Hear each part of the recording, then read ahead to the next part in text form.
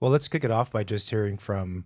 I'm curious how things are going for you guys because you're kind of at the epicenter, I feel like, of of all things regarding development and building in Los Angeles. And with the fires, are you guys completely inundated with calls and everyone asking for information? I mean, it's definitely been some of the busiest months of our careers, Yeah. no doubt about it. Um, we have done a lot of work in these communities historically, the communities that were affected by the fires, especially the Palisades in Malibu. Yeah. And, through our work, we just know a large number of homeowners, HOAs, and other community members. And so, we have been called in to help out, help disseminate information, and just really try to guide people. And what we've been trying to do is get accurate information out there, Yeah. because we're at the beginning of what's going to be a multi-year process, where this is something that is unprecedented. I mean, there have been smaller events. There's been Woolsey. There have been similarly scaled events elsewhere, but not here in Los Angeles. And right now, what's been really critical is just getting that information out to people that is accurate so that people know how to move forward. But on our end, it's definitely, it's been a huge amount of work. On some days, maybe you could say overwhelming, but in other ways, it's actually, it's been energizing. Mm. We both love what we do, but the work has never been more important than it is today. Yeah. Yeah. Yeah. I mean, it's a great point, and I think that we were talking before we hit record that building a house already is a difficult task. It's a marathon. It's not a sprint. It takes a lot of commitment, like you were saying. And now for the folks who are fortunate enough to rebuild as a result of the fires, you have layered on top of that the stress, the emotional stress from losing a house, all the fire specific things they have to navigate right now, and the lack of information. So does it seem like now, because it's been a month and a half or whatever since the fires, that there is a lot more clarity about the different paths forward people can take from a permitting and approvals perspective? Because there is the qualifying rebuild for up to 110% of what was there before, could do new construction, but there's confusion as to what all those terms mean. Of course, I think that, the whole process for many of these people, they never anticipated that they'd be going through a rebuild process. Yeah. So one of the things we've taken a lot of pride in, because we are at the tip of the spear on getting these projects through the city typically, and working with the architects, the engineers, the contractors, and helping them as their conduit to understand what they can and cannot do with a project. Well, now it's even more critical because now we're talking to homeowners that really don't know anything about the development process, but have been recommended to our firm through friends, family, architects, any number of people, real estate agents that are in the community that have worked with us successfully in the past. So it's a real education for many of these people, which is another reason we're here today. And thank you so much for having us, because getting out the accurate information about how to rebuild these houses is so critical. And I've had some frustrations over the last couple of weeks about a lot of misinformation that is out there about what certain limitations are, what certain allowances could be, from clearing your lot with Army Corps of Engineers to the limitations of what you can do to rebuild your house. So we're going to get into all of that today and hopefully can spread that accurate information, because there's, so many ways to interpret certain codes.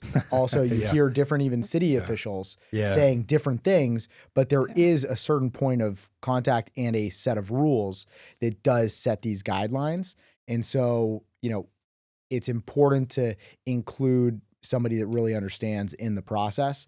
And we are, doing it for as many projects as possible. We get a huge amount of calls every single day. Our offices, it is a pretty significant amount of work that we're going through. And fortunately, Stephen and I have a unusual bandwidth to take on not just our existing projects and make sure that they're all being taken care of efficiently and effectively, but, hundreds of projects that are headed our way. Yeah, and more. Maybe more it's coming. important to talk about for those that don't know.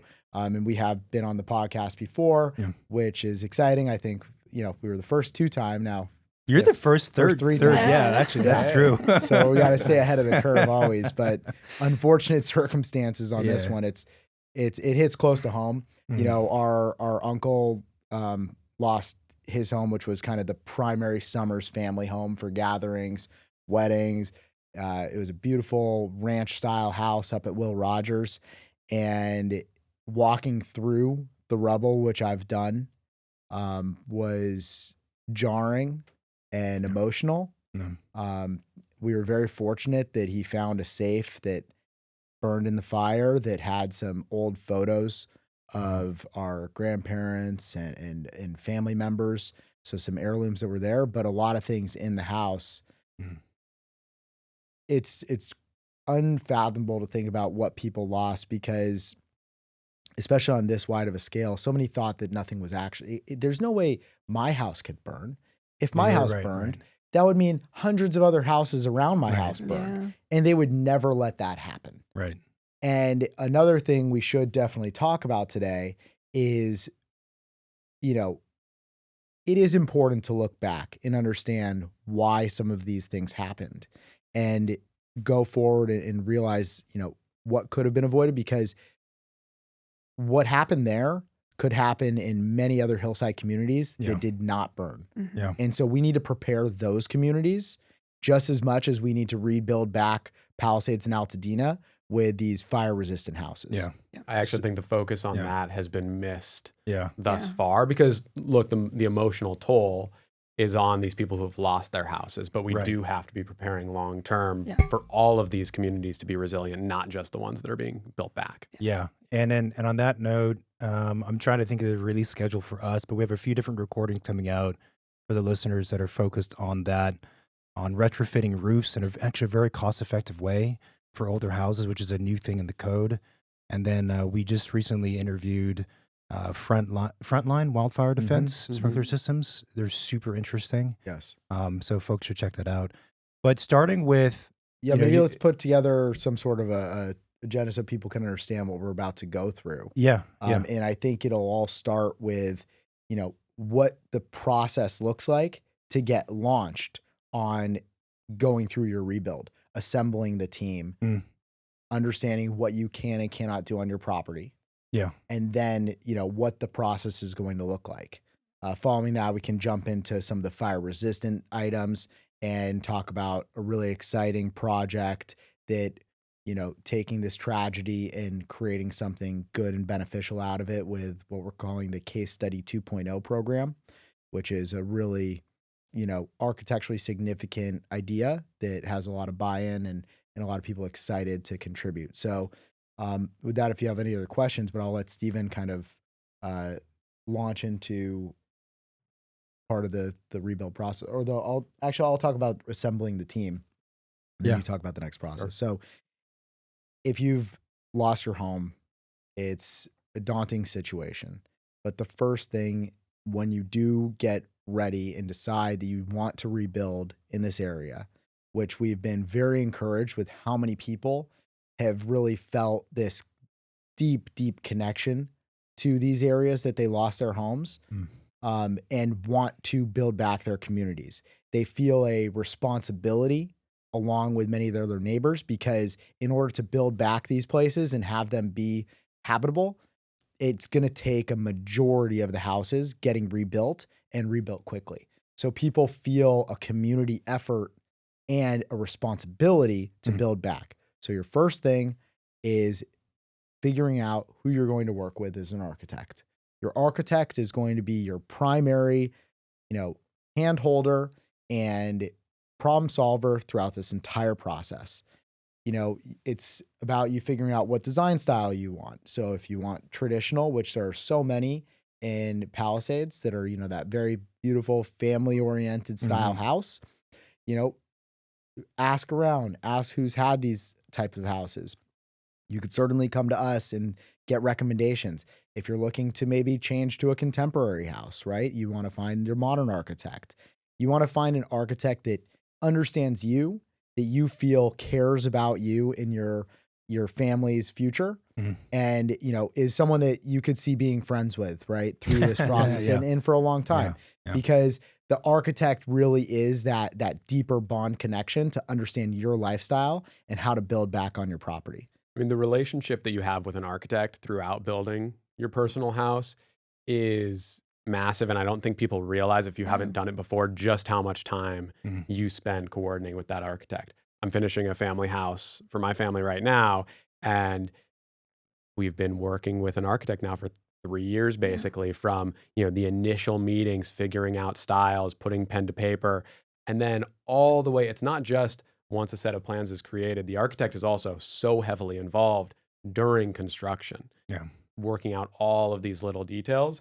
And so you're completely right. If you need to find someone not who is someone who that you don't only just like their style, but you also like them personally, and you Yeah. feel like you can get along through a process that hopefully will be fun for the most part, but can be trying at times, Yeah. for sure. Yeah. The fortunate thing here is I think that being in Los Angeles, you have access to the largest number of highly talented, wonderful human beings in the architecture field. I can't imagine there's another city that has a wider base of talent and a wider base of people that are just really good human beings, Especially for single family home construction. especially there, Yeah. right? A lot of talent in all the different styles that you could ever imagine. That being said, we also have architects from around the world that are already working Practicing in these here, yeah. Palisades Yeah. projects for Yeah. the new fire rebuilds. Yeah. So you have international opportunity to choose from, but of course, right here locally, people are really motivated to help. And so from that point forward, I think that probably the next step is a land use consultant, Mhm. much like, you know, a lot of times it is Crest Yep. that comes in and is part of that process and identifying what the due diligence of what you can and cannot do with that property is. So we're going to come in and analyze your site. And Palisades or Altadena have very wide ranging types of projects, Malibu as well, where there's just so many nuances and intricacies to what can and cannot be done. Because a lot of these older houses also have things that maybe are not currently allowed Yeah. on Yeah, properties yeah. today. So we have to analyze the cost benefit of maintaining old allowances with maximizing new square footage Mhm. for your house. Because as you're designing and figuring out what to do, you also now have to start thinking about the cost of the project, right?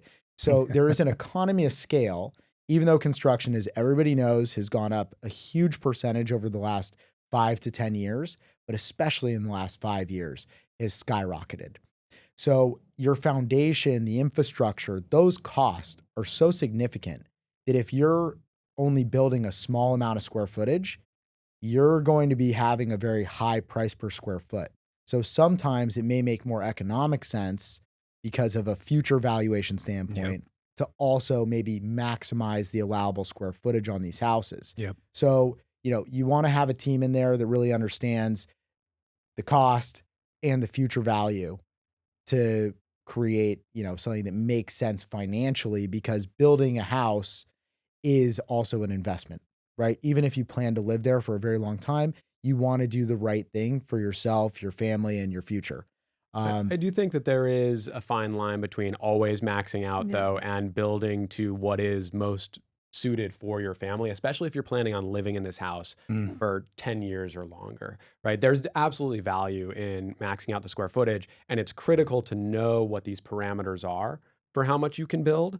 But some people are going to decide, you know what, maybe I'm a little bit older, I want a single family home.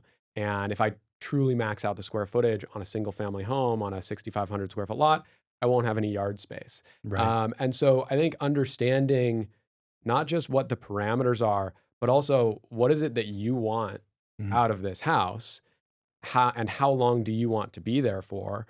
Of course, nobody can fully predict what will happen in 5 years, 10 years, 20 years, et cetera. But just thinking Yeah. through the future Yeah. of this house that you're building is important, to guide you in terms of what the end product can be. And to your point about due diligence being a critical component up front, something that Jason and I are really big advocates of Yes. is planning aggressively before the start of each phase of a construction project. Yes. Yeah, Yes. it's unbelievable how often Mm. clients will kind of rush ahead and then end up losing time because something was missed because there wasn't proper planning up front. So the part Yeah. that we're most heavily involved in is planning from a zoning parameters and allowances perspective, and that's the due diligence up front. So before your architect is putting pen to paper and designing the house, figuring out what is the maximum height, the setback requirements, the floor area allowances. Doing all of that enables you to hopefully design once, Mhm. right? And get it right from the outset, at least on the big picture massing of the house. It's really critical up front because if you then get into the plan check process and things were missed, there are Mm. design changes that cost money Yeah. to have your consultants deal with.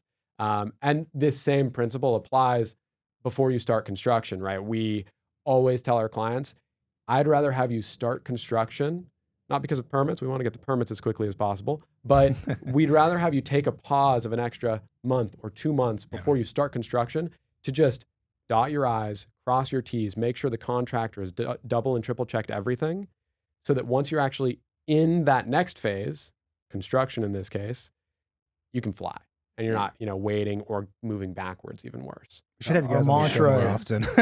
This is the stuff we say all the time, but I think our But we're listeners are architects, tired of so- hearing us say it. Sure. Well, I think that's actually been the real benefit, and we talked about that last time, of doing developments and getting involved more in construction has made us better permit expediters, Yeah. because now we are setting clients up not just for a fast start point, but a successful finish. Right. Right. And so now we're really preaching the saying of patience and discipline, Mhm. right? Patience to start while you get everything completed, and then discipline to not make changes and let the builder build. Yeah. Right? Let the builder build Yeah. is the builder's favorite things. Also, from a cost perspective, the only time you have any negotiating power on a project when you're in construction is during the subcontractor bidding phase. Once the subcontractors are selected and you make a change in the field, you're done. Yeah. Because you don't have any negotiating power, and they will then, 'Cause you need get them to back move that fast. money. Yeah. Exactly. Yeah. Yeah. Yeah. So, with that, it is, of course, super important to create a space that feels fresh and open. And I think that we have seen a lot of people not maximize projects because of wanting to have more yard space. Mm. But, it is important to note that you aren't limited only to the 110%, which we'll get into as well, Yeah. which is a really key component. So once we have the plans designed and developed, Steven's going to go through the current city of LA process. We have Altadena is in the county. Malibu's its own city. We still do not even know what the rules of engagement are for the beachfront properties that Mhm. burn down.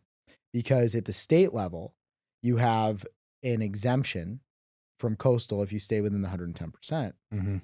However, from the engineering standpoint, with the wave uprush studies and things like that, we don't know if you'll actually be able to build the houses back in their location. So what we're going to focus on today is predominantly the city of LA and their process, which has been well defined.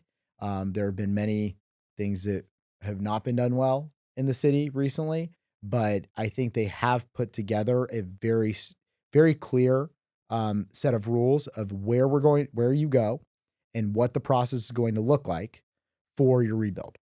So Yeah. So it's all really interesting. Piggybacking off of what you were saying with deciding, well, first of all, knowing what you can and cannot build, and deciding, let's say, roughly how much to build, and that calculation of the cost of what makes sense for you as a family or as a couple or whoever it is, and then the long-term financial investment of the property. And this is exactly what we were talking about with a couple clients recently, one of which is in the Palisades, about that. And a lot of the focus for these folks has been trying to stay within the qualifying rebuild category of building only up to an additional 10%, but not going past that, right? Because it's been kind of preached and sort of marketed as the fastest way to get things done. Do this, it'll be fast and easier, and go that route. And for a lot of folks who are thinking, well, maybe I don't need a house that's bigger than what was there before, significantly. And our point, and you guys can touch on this for sure, was, well, there is a lot of things to consider that are specific to this situation of fire rebuilds. But there's also just thinking long term about the project full stop, right? So if this is a house you plan on keeping for the next 20 or 30 years, let's also not lose sight of that big picture, because you don't want to build something that ends up being too small or even too big and you rush through that decision because of these fire specific criteria that we're dealing with. You want to think about the 30-year span, what house you want to be in for the next 30 years. Does it make sense to build 2,000 square feet in the Palisades when you could be building bigger for your future family and whatever else? And I think being able to, it goes back to also being paired with an architect who's going to be your advocate and your friend, your ally, and the person that's thinking through all of these many factors with you, it becomes critical.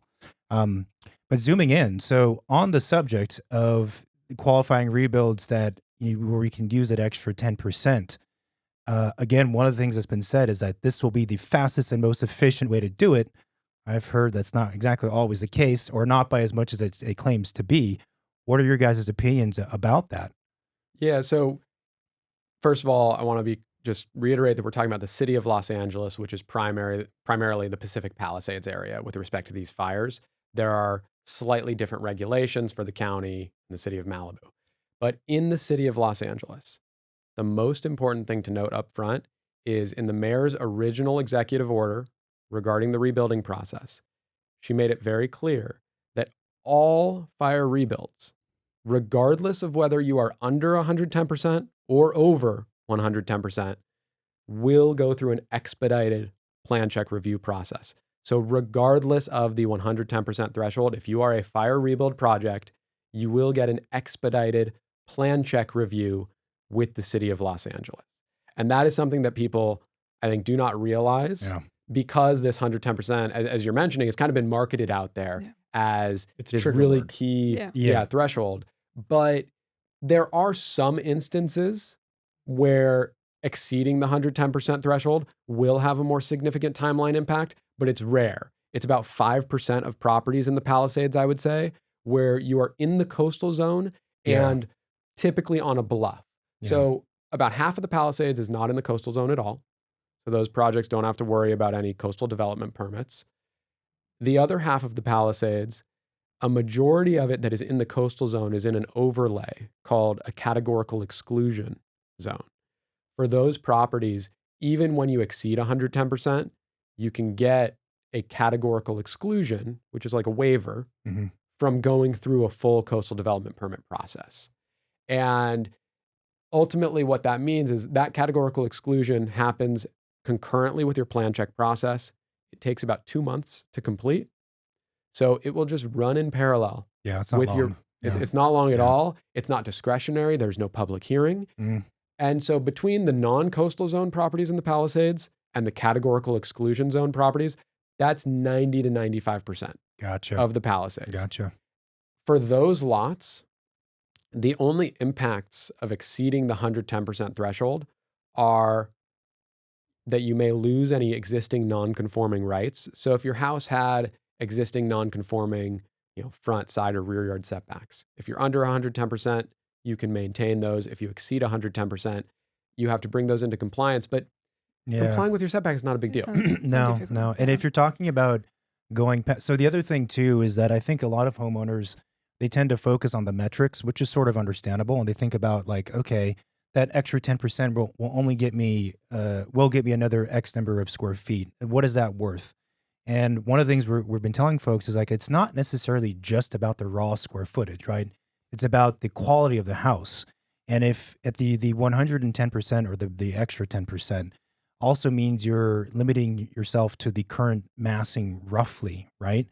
Whereas if you do a new house and you ignore those rule sets, you can do something that's very different that might be much more well designed to fit your needs and has less to do with the additional raw square footage we're adding and more to do with like the shape of the house that might be, again, better fitted for what you're actually needing to do for yourself. Right. And so the other potential impacts of exceeding the 110% threshold is that the city is working on waiving certain regulations if you stay under 110%. They haven't identified what those regulations will be, but it's supposed to be regulations that are not critical to health and safety. So as an example, we could see them waiving stormwater capture and reuse requirements, which, are somewhat costly to implement and are not, strictly speaking, necessary in any way.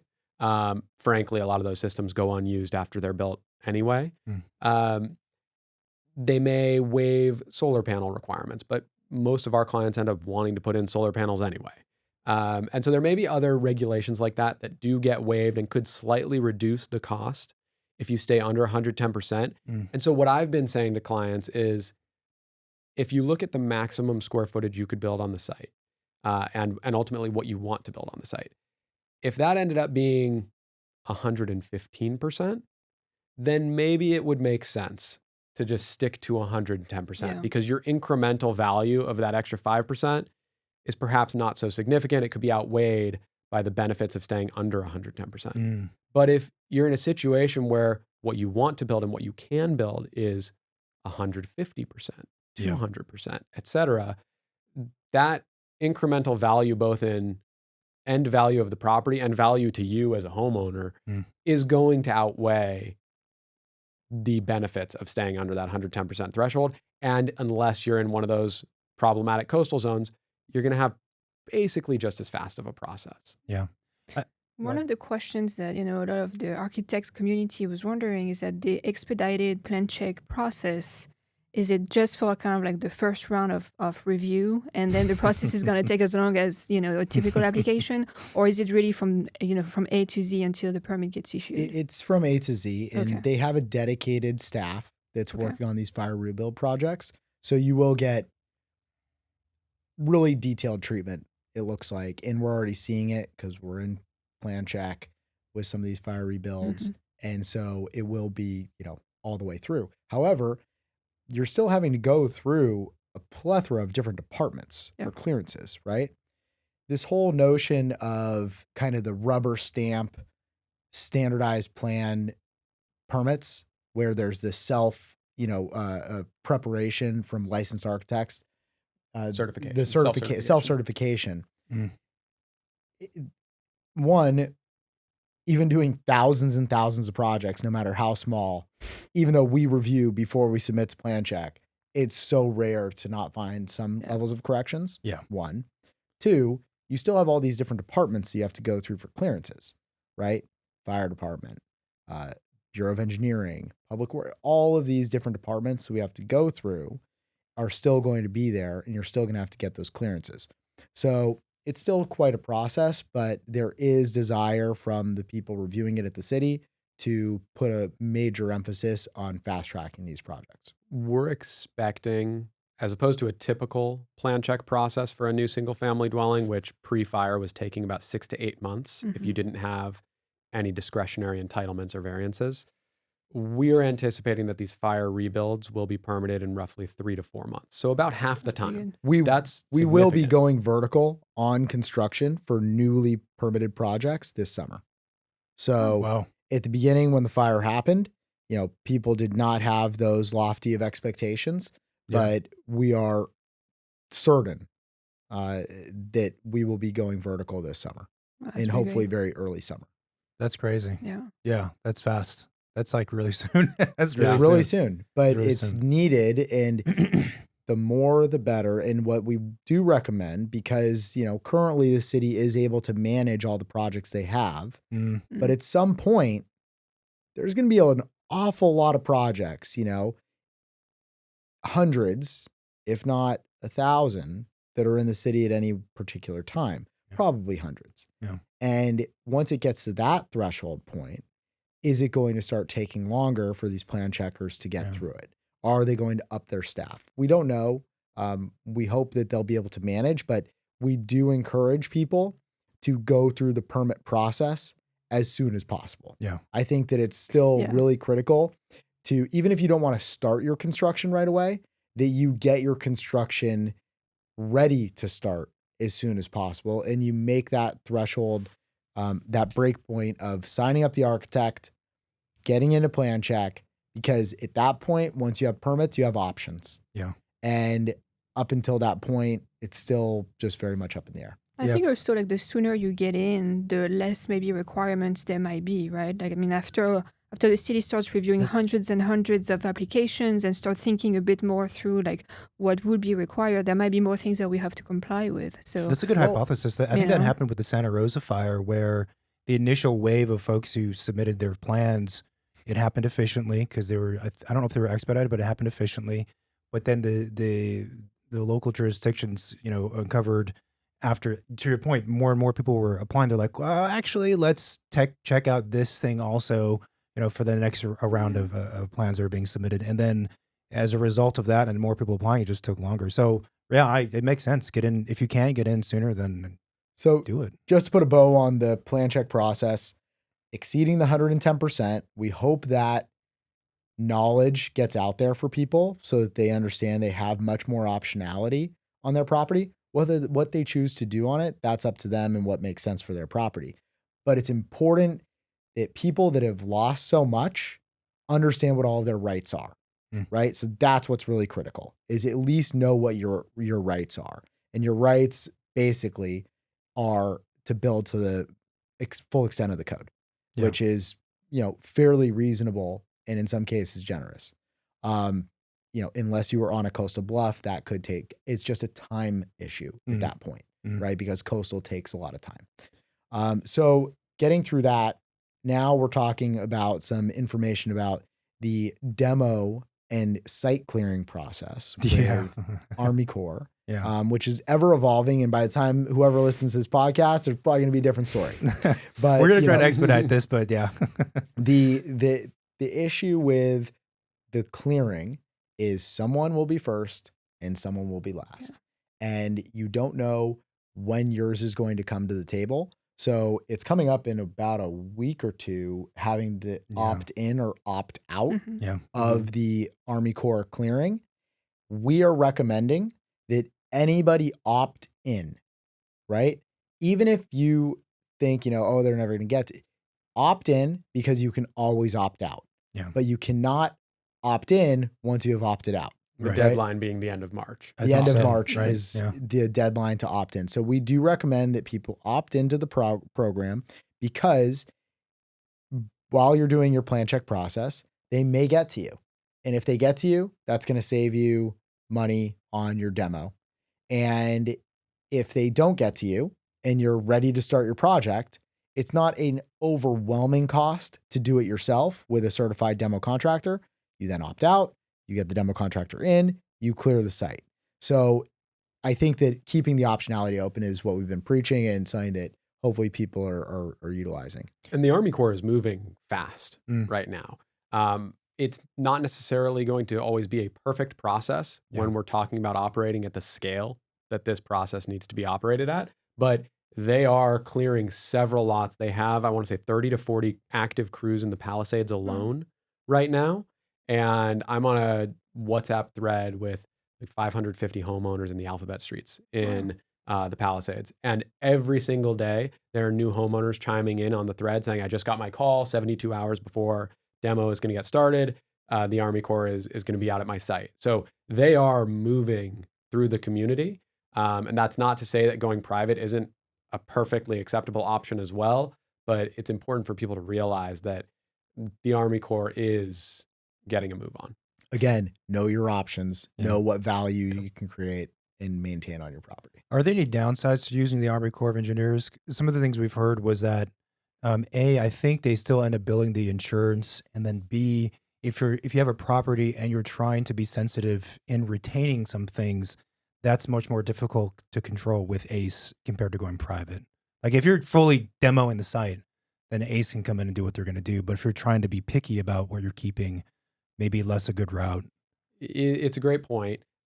So first of all, with respect to insurance proceeds, the way that the Army Corps program is set up, if your insurance policy had a specific provision for funds for debris removal after a disaster, then the Army Corps will be requesting those funds roughly a year after the cleanup is done. So what will happen is they go in, they do the cleanup. They don't wait to get the money ahead of time.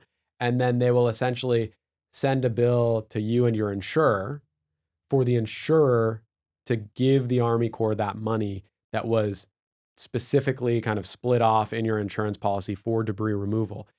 If that money had to be utilized because perhaps the Army Corps didn't do a good job and there were other things that needed to be cleared after they were done, it's actually written on one of the county websites that they will just go after what is remaining with the insurance company. Oh, okay. But it's not like they're going to come to you personally. Right. That's, at least what is written on county websites currently. Right. Obviously, this is a first for a lot of us, so I can't speak to exactly how that process is going to be handled, but it seems like they're going to take the money when the money's there from the insurance companies, but not go after individuals in a problematic way. That makes sense. Which that was a big concern of people's for a while. Having the Army Corps Again, a lot of engineer show information that's out there that isn't fully understood. Yeah. And then in terms of more selective demolition, so there are at times reasons to want to maintain a portion of the foundation from the pre-existing structure. I will note that we've learned through the Woolsey fire, maintaining these foundations, they're pretty worthless. One benefit potentially is if you can maintain a little bit of foundation to call a project a remodel addition. I want to talk about that. Well, the benefit you would get there is you may be able to maintain a gas line. Exactly. Because LA has gone to this all electric, which, my understanding is we don't even have the capacity for at this point. It's a separate podcast. Yeah. So we'll see what happens there. But, if you do maintain some of the foundation and call it a remodel, even though you'll be reassessed, that's another misconception that there's this way better. Just to be clear, if you're going over 110%. Yeah. If you're under 110%, you get to maintain your gas connection regardless, and your property's not supposed to be reassessed. Right. But if you are going over, maintaining the component of foundation will allow it to be called a remodel addition, and then you will be able to keep that gas line. Yeah. Yeah, makes sense. One of the other things I wanted to touch on, which I know has been talked about. But actually, real quick, Stephen, will you finish that on? So with the Army Corps. From what I've heard, they call you 72 hours before, and you do have the opportunity. First of all, you on the opt-in form, you can note whether or not you want the Army Corps to remove foundation.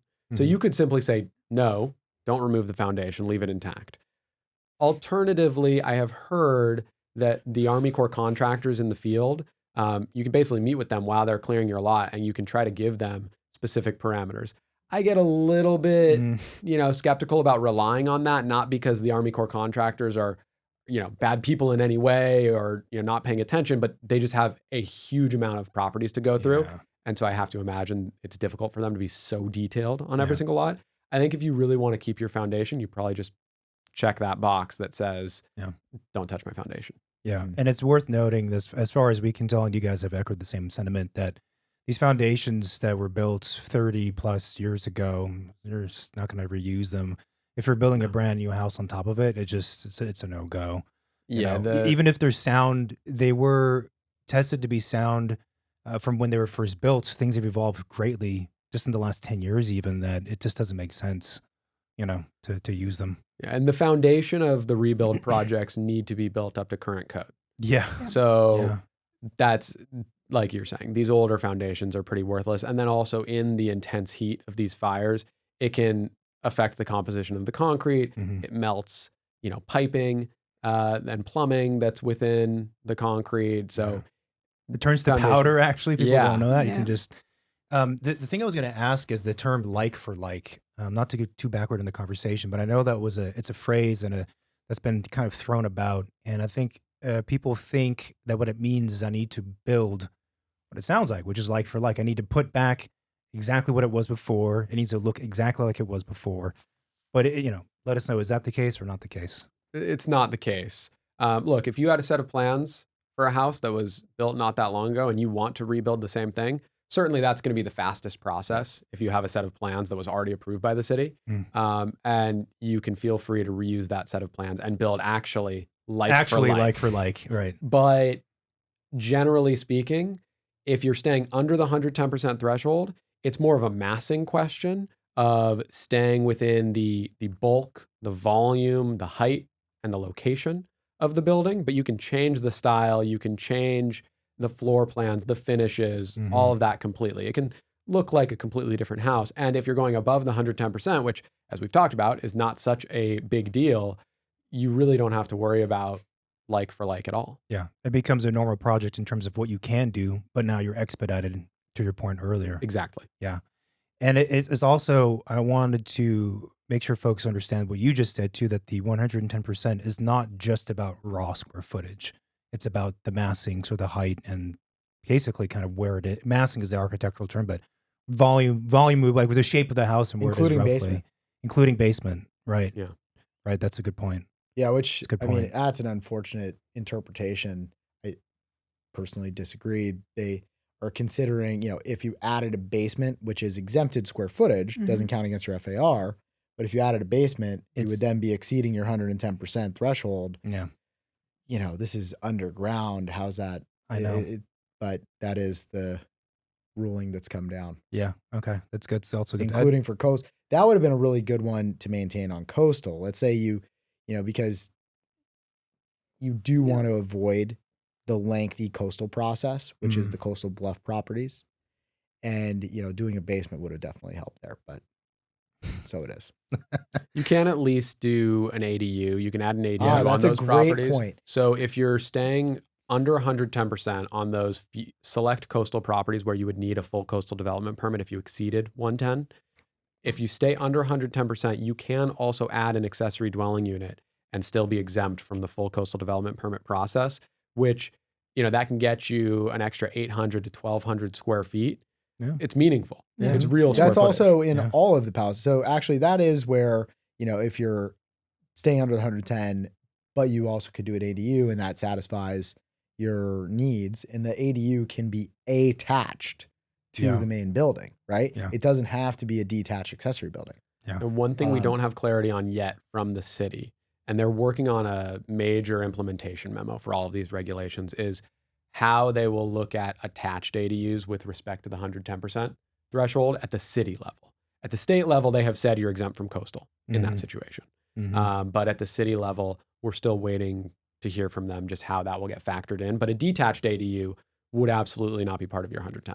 We also heard that apparently you might be able to build a detached ADU before the main house gets built, which would allow people to for example, in Altadena, to get back living on their property while their main house is being built, so they don't have to be relocated somewhere else until everything is back into place, which would be pretty advantageous, I think. Yeah, I mean, look, we need all creative solutions to be able to get people back living on these properties. Yeah. And to that note, I think that it is so critical to have anybody that can build, right? We need to be encouraging not just of people that lived in the community and end users to build back. We're going to need developers, right? We're going to need developers to build out in scale, in mass, to get enough properties back so that when you want to move into your house, you're not living on a block that's also still completely undeveloped, and you're not to be living around construction forever. So the encouragement of development, whatever it may be, as long as, of course, the quality level is there, right? Which is what we are really trying to encourage. But I think that, this has happened at a time when developers, especially in the high net worth LA region, have realized that building something kind of very bland, there's not a big market for it. So the developers in LA have gotten a lot more savvy in terms of quality on their production, design style, in order to make sure they're meeting the market demands.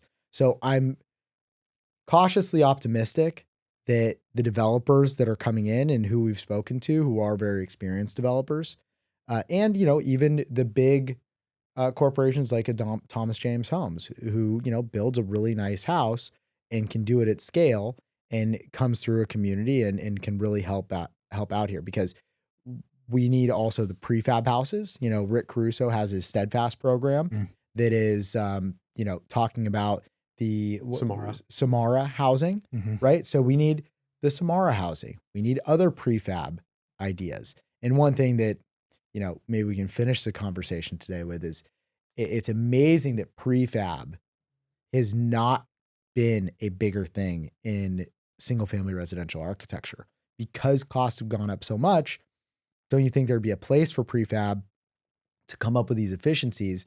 But what we've learned from a lot of architects that have tried going down this path is it's still costly. But we are working with a lot of them to try and figure out if we can figure out some efficiencies for cost-effective projects that are really beautiful. So you need end users, you need developers, you need prefab, you need custom builds. We need everything in this area. Yeah. Yeah. And with the sheer scale of everything that happened, I think that's right. Although, on a personal note, I hope we don't get overcome with Thomas James houses. I'm tired of seeing these things everywhere. They started, like, was it 15 years ago? And they just took over the West Side with these transitional things. So if I'm sort it's of better than the stucco box. To me, the key is variety. Yeah. Right. Where at least if you're going down, the different blocks in these neighborhoods, it doesn't feel like a truly pre-planned tract development where there's 5 houses that were replicated one after the other. Some of these larger companies that can come in and build hundreds of houses, they do have a number of different designs. And the reality is if you drove through these communities before, there were some beautiful houses and there were some houses that maybe, architecture buffs would not have been that excited about, but it was part of a fabric of a community that evolved over time and had a lot of different products that were out there. And so I think that's the key. Like Jason was saying, it's prefab, it's, a large scale construction company, it's individual homeowners doing one-offs. It's, we can talk about the case study 2.0 houses that we're going to be working on as well as a potential part of the solution. It really is all of these things coming together to recreate a neighborhood with unique character overnight, which is not an easy thing to do. Yeah. And then what we also, before we get into case study, maybe we talk about, fire hardening and what we need to do there, for these different communities, plus the rebuild back efforts. The first and foremost thing that I've been shocked to learn how many of the fires were caused was through embers getting into vents. Yep. And that these mesh ember vent covers, which are like dollars at Home Depot, could have covered so many of these buildings and prevented these embers from getting inside because, when the fires are starting, a lot of times it's getting in through the inside and it's burning inside out. It's not from the heat and the fire kind of touching the roof or touching the side in many cases. Yeah. It's from getting inside. And once it starts inside your walls, you're done. pretty done. You're done. Yeah. Right? Yeah. It's 90% of the fire spreads through embers. And people, what we were talking about the other day, when people envision embers, they think of, the cute floating thing with the bonfire, which is the case, but we had 100-mile-an-hour winds here. It's an ember storm. Those things that just shoved into the house. Yeah. And you have these old roofs, attic spaces that are vented. It just sucks those embers right in. Yeah. And we really need an effort, and the city needs to step up. Yeah. And a lot of different cities that have hillside houses need to step up and say, everybody, and the insurance companies as well. Yeah. These insurance companies should be telling these Actually, people. they should be the ones advocating It's just for like this. a- You Yes. can't get your Size- policy. It's like a until you seismic retrofit. retrofit, Yeah. right? Yeah. The insurance companies require seismic retrofitting. It blows me away that insurance companies that have been, bailing on California didn't just require people to install ember covers, right? Or, in really sensitive areas, right up against a hillside, say, look, you need to put it on an exterior sprinkler system, right? Yeah. Yes, that's going to cost you $20,000, $50,000, but maybe we'll give you a rebate because it makes our insurance. Like, there's things that the state could do, the insurance companies could do, that could have been foresight to prevent a lot of this, because you look at it and you think, man, so much of this could have been prevented. And you see certain houses that had fire hardened materials and had exterior sprinkler systems and had vent covers that are existing amongst chaos and destruction all around them. Yeah. And so, the new houses that are built, they need to, of course, have the fire resistant materials. Look, fires can still happen, but you need to make sure that the fire doesn't happen from the embers getting inside the house. Yeah. 1, from the exterior, and 2, we spend all this money on low impact development, LID, water retention systems. We spend a lot of money on many other things the city requires. it'd be nice to require these exterior sprinkler systems, whether it be water or it's a phos-check system where it's the red phosphate that you see dumped out of the helicopters and airplanes.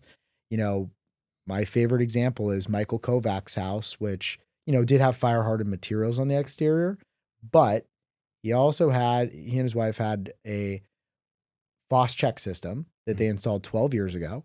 It was a barrel in their basement. You had to come in and stir it once a year, same material. When the fire happened, it sprayed this phosphate all over the property. You know, their grass is green and all their neighbors' houses are gone. Yeah. You know, it really feels like these other communities need to get happening before next summer, right? Yeah. We need to start implementing these. It's these almost ideas. that it needs to become like an actual requirement to obtain your building permit for people to like implement those things, or if there is some sort of incentive from one side or the other to, you know, kind of force people to get along with it. And the sprinkler systems aren't the cheapest, but also, was it Harry from Frontline was like, you know, the sprinkler system's like the cost of a kitchen or even less, right? Yeah, it's less. So really, I'm like, it's the cost of a few appliances, cheaper depending than on the appliances rebuilding you're your buying. house. So like, you know, is it worth it? Yeah, the cost benefit. And if there's incentive systems set up by the state and the cities, these disasters cost billions and billions of dollars to taxpayers. Right? And so if we just put money up front into prevention, It's easier than so it's much easier than trying to solve building 10,000 properties back, which is what we're dealing with here between the different fires in the LA region. It's very concerning. You know, we're all defeated by a lot of local politics and state politics these days, but here's a situation that is a completely bipartisan issue, right? Let's not have houses burn, right? And properties burn down. Sure. I think everybody can get on the same page with that. Right. I'm pretty sure, depending on who makes the request. But in today's meeting where we're making the request, we need to also, and we have, you know, a policy person on our staff now that's working specifically on these fire rebuilds. And, you know, we're talking about with the insurance companies and we need to get the state legislation to require in these high fire severity zones to incentivize people to fire harden existing houses. That is the key. Because new houses are already more fire resistant. But there's these houses that are just sitting there all over the place throughout our state that are just waiting for disaster. Yeah. So one of the tactics that we'd be remiss if we didn't mention on the roof is, you know, having vents that are not that are ember resistant and made of metal. That's like the cheapest thing to do.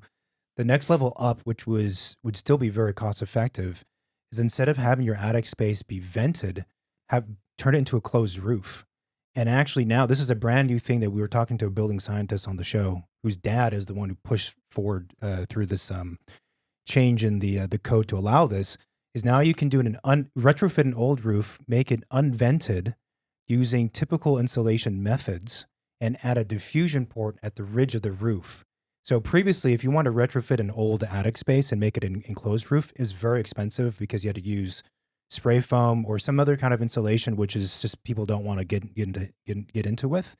This method allows you to retrofit a roof, make it fully enclosed, so no vents at all, just a diffusion port at the top, which has like Tyvek or whatever it is. So you still have no entry points for embers. Your energy performance of the building goes up anyway because of this, and it's like way more cost effective than what you had to do before. And this is the brand new thing that I think just came through. I don't know what Christine said, but like super recently in terms of this being allowed in the code to do it this way instead of having going the previous route with spray foam and whatnot. But it's a fascinating. What they learned was that the way that moisture travels through an attic, it always gathered at the very peak and caused mold. So they thought, this guy, her dad, was like, well, what if we just do a diffusion port at the top to allow the attics to vent? Is that enough? And they found out through experimentation and grants it was enough. So they presented it to whatever body that makes decisions, and then they said, okay, let's put in the code. You can do this now instead of, you know, doing everything else. Well, we need a lot of brilliant minds to come up with solution ideas. And that's a great transition, honestly, into the Case Study 2.0 program. So Case Study program, this is an architectural podcast. The people listening are very familiar with the Case Study program of the 50s and 60s, where it was really about creating a new generation, a new type of living experience in the Southern California region that would spread throughout the world. And the objective was to do it at a cost-effective basis. That maybe didn't work out as well as we had hoped, but the case study program was incredibly successful in its impacts that it made to the field of architecture. And what we're solving for a very different problem here. We find it to be a very appropriate time to call out this as, for the namesake, which is so important, this case study 2.0, which everybody is so influenced by in the industry. And we've got a tremendous amount of the top architects and minds throughout the world. We have USC's School of Architecture, who was very involved in the original case study program and teaches a lot about it. Even though Steve and I are both Bruins, but we are dear, have become dear supporters of USC and the things that they do to really push forward our city. And it's a real collaborative effort, so we appreciate that from them and the excitement that they have about helping this case study program forward to solve for what is today's issue. Today's issue is solving for a design that can be beautiful to rebuild back these communities that have lost some great homes, and not just contemporary, but traditional as well, right? And in efficiencies, right? We've got this crisis on our hands of great architecture costing an exorbitant amount of money, and limiting great architecture to such an elite few is, to me, honestly, a big problem in a crisis that we're dealing with. And so we've really tasked these wonderful architects throughout country and world, and especially certain ones that are local, including Zyme architects who lost their personal house in the Palisades. This is the best story, like to get a company like that involved in this case study program. It's so close to home for them. Literally, it is their home, right? And to create these prototype houses, each architecture firm is going to create a prototype house that has efficiencies and replication ability so that somebody can come in and rebuild that house on multiple lots to create scalability. The architects are working together to come up with ideas of things that can be utilized across all of the different projects and all the different design styles, because we don't want a homogeneous single design style. It's got to have personality and character and all of that. And we're hoping that we can present this to the community for it to, be widespreadly used.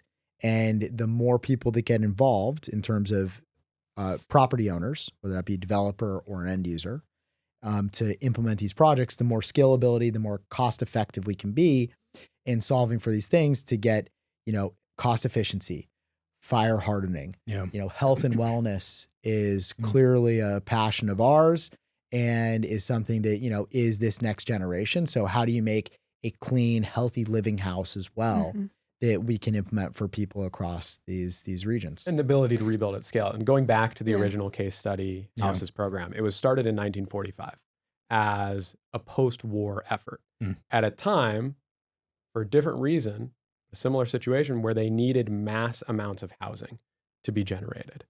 And so they were trying to create these and investigate new ways of building contemporary architecture that could be done in a widespread and affordable way, where these homes would be a template for future homes.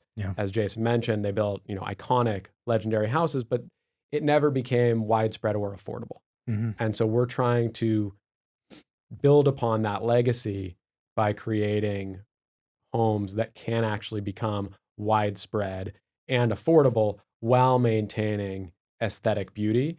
And one of the so we've set up this program that architects are going to be submitting designs to, and there are certain mandatory requirements for the submissions. There are fire hardening requirements, which are above and beyond the baseline code requirements. There is also a requirement that each plan that gets submitted is allowed to be utilized as a standard plan. So these are not one-off designs for individual homeowners. They are supposed to feel custom, bespoke, and designed by the great architectural minds of our day, so that these are homes that people are proud to Right. build and live in Right.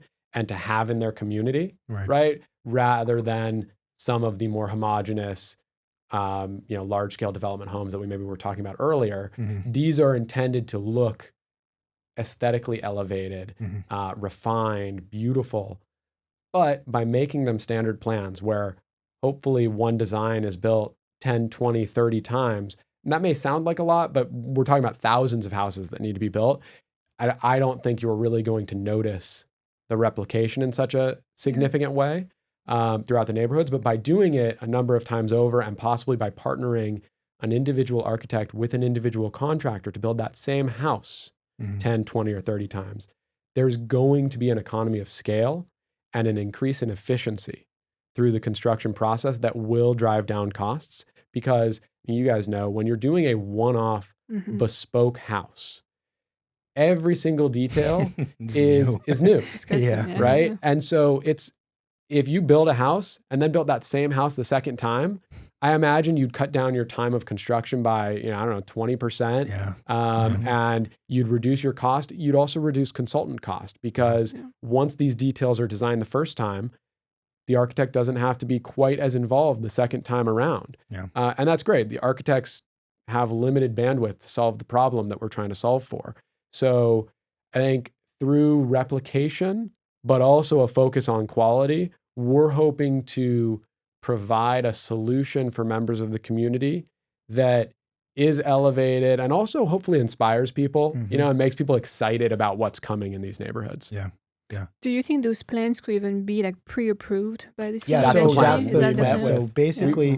once we get a set of plans through the first time, Yeah. right, which will take the full review process, that set of plans then will be fast tracked as a standardized plan that the city of LA has already stated that they would be accepting. We met with the head of building and Okay. safety plan check on Friday to talk about the program. They're fully on board. They want to make it as efficient as possible. There are certain site specific reviews that have to happen, Yeah, of course. but overall, the buildings themselves can be pre-approved. There's already pre-approved ADUs Mhm. in the city of Los Angeles that are standard plans. So it'll be the same here. Yeah, that's fantastic. So it's really exciting for us to, Yeah. take this opportunity to try and get this out there. But now we have to really get the word out as well, because in order for this to be really effective, it has to be implemented at scale, Yeah. Mhm. right? And so we need homeowners to see this list and design styles of so many wonderful architects in so many different styles Yeah. and get it out there and have them start looking through that menu to choose the project they want to do with a budget as well that we Yes. are working on. So Yeah. each architect is going to be teaming up with a contractor Yeah. and creating budgets so that people really see the menu item Yeah. with a price. And there will be certain upgrade options available as well. So what we want is we want each architect to create a base model. And then let's just say as an example, you use the Fleetwood 3 Series doors and windows in the base model. If somebody wanted to upgrade to the Fleetwood Edge, they could do that. That's going to be an add cost that they're going to have the option to do. We do want to make it limited though, how many Yeah. different things you Yeah, can change, yeah. because obviously it gets in the way of Efficiency. the Yeah, point Yeah. if you can all of a sudden change every single detail of the Yeah. house. Well, I suppose if someone really wanted to go down that path, they could just call up the architect who did the plans and say, "Are you game to do further modifications?" True. I would say that for any architects or homeowners considering that path, you have to be very clear on the scope of changes that are being discussed, because it's a slippery slope, as you guys know. I think that pairing with the contractor or having at least contractors heavily involved is essential, because to your point about construction costs, going up so much, it has placed a lot more additional pressure on projects that where the clients don't have millions and millions and millions and millions of dollars to spend. If we're not in that kind of stratospheric space, the rest of the projects, we have to be very careful. I mean, as architects, we have to be very careful with what we're doing and work more and more closely with the contractor we found, even for custom houses, through design, just to see where we're landing, because the prices are crazy. And I think to set up the machine that you're describing, that it would have to be a lot of conversations too, and maybe even the engineering too, to say, okay, what's the most efficient structural system that we can get in standard sizes for studs, put it up quickly, all the stuff that you guys, I'm sure you know, but it makes complete sense. I have to say that in the architecture community, rebooting or doing a case study 2.0 has been a dream or talked about for probably since the case study, since the 50s. But you're correct that now it's kind of would be the time. I mean, with unfortunately everything that happened, this would be the opportunity to do it properly and for real. Right. Yeah. So I guess if architects are interested in submitting to this case study program, where can they do that? Yeah, they can reach out to us to discuss the program. And, it's there's a whole list of submission requirements, so they can reach out to us directly, find our information through our website. And then potential homeowners who would be looking for these resources, we just keep looking at your website. We're And working we're on working putting on- together a press Okay. release on this and getting the information out there as Okay. widespread as possible. Okay. So stay tuned. Stay tuned. Very, Yeah. right. We can do Yeah. this press. We're early days right now. Yeah. It is fully moving, and we have a lot of really exciting meetings coming up with various partners that are getting involved. But something that I also have been reminding people is we're only about 7 weeks out from That's the crazy. end of, Yeah. when these fires stopped. Yeah. And so we're trying to move fast and well at the same time. Yeah. Mhm. I know we're coming up on the hour. Were there any closing remarks or words of wisdom or advice that you would give to folks who are about to embark on the rebuilding process? The thing that I would mention is that we've been overwhelmed by the response of the community. Mm. People are not going about this alone. Mhm. These areas that were impacted are areas that people loved to live in and are really excited to get back to. It's going to be a really difficult process. It's going to take a lot of time and a lot of effort. And it's not always going to be clear at every step of the way. But based on the passion that we've seen from these individual homeowners and collectives of homeowners, I am extremely confident that the end result in these communities is going to be pretty spectacular. I don't know if that's going to be 3 years, 5 years, or 10 years from now, right? Mm. But when the Palisades, as an example, is back, I think it's going to be one of the most remarkable neighborhoods you could ever imagine living in. Love it. Jason, anything? Boy, Stephen, You gotta try to follow that's the that. beauty of having the two of us at the helm is one or the other, and you're going to get the same thing. And we just really appreciate the opportunity. And, we've worked very hard throughout our careers, as everybody knows, and now to be able to utilize our skill sets in helping people in these really meaningful moments is gratifying for us to be someone that people can lean on. They've always leaned on us for a number of things, but now it's more critical than ever. And we are here, we are ready, and we're going to help build back better. And it's an exciting future ahead. And we're really motivated by the encouragement through this tragedy. Mm. And we appreciate you both for always being so encouraging of getting the word out around incredible information, putting architects on such a platform and pedestal, because, the architecture field should be celebrated. It's such brilliant minds that are problem solvers. They're artists, they're mathematicians. They are, such key innovators in our society. And you see it right now more than ever that when times are tough, the architect community comes together and they want to solve these problems. And we want to be right here to support all of you in making that happen. So thanks again. Awesome. Thank you guys. great. Yeah. Thank you. Hi, everyone. Thanks for watching this video on YouTube. If you like what we're doing, then please support our show by hitting that subscribe button.